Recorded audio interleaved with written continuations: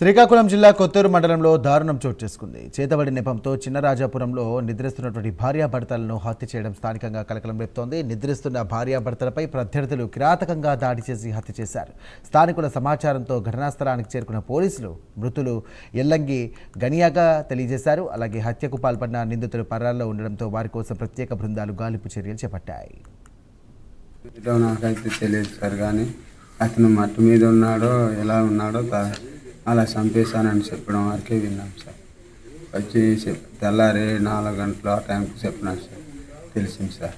నాకైతే పూర్తిగా నిద్రలో ఉన్నాము. 4 గంటలు ఎవరైనా లేవలేము సార్. తెల్లారి అయ్యేసరికి చెప్పారు.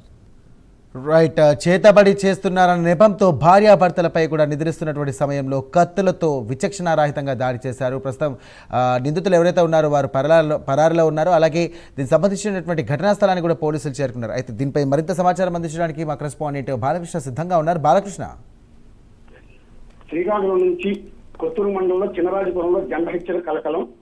శ్రీకాకుళం జిల్లా కొత్తూరు మండలం చిన్నరాజపురంలో గ్రామంలో దారుణ ఘటన వెలుగులోకి వచ్చింది.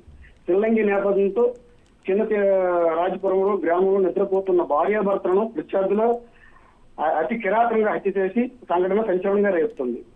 మృతులు సవర ఎల్లయ్య, సవర యోగనని గుర్తించారు. స్థానికుల సహాయంతో సమాచారం అందుకున్న పోలీసులు ఘటనా స్థలానికి చేరుకుని దర్యాప్తు చేస్తున్నారు. హత్యకు పాల్పడిన నిందితులు పరారిలో ఉండడంతో వారిని పట్టుకున్నందుకు ప్రత్యేక బృందాలను ఏర్పాటు చేసిన పోలీసులు ఘటనా స్థలానికి చేరుకుని కేసు నమోదు చేసిన కొత్తూరు పోలీసులు. సాయిరాం.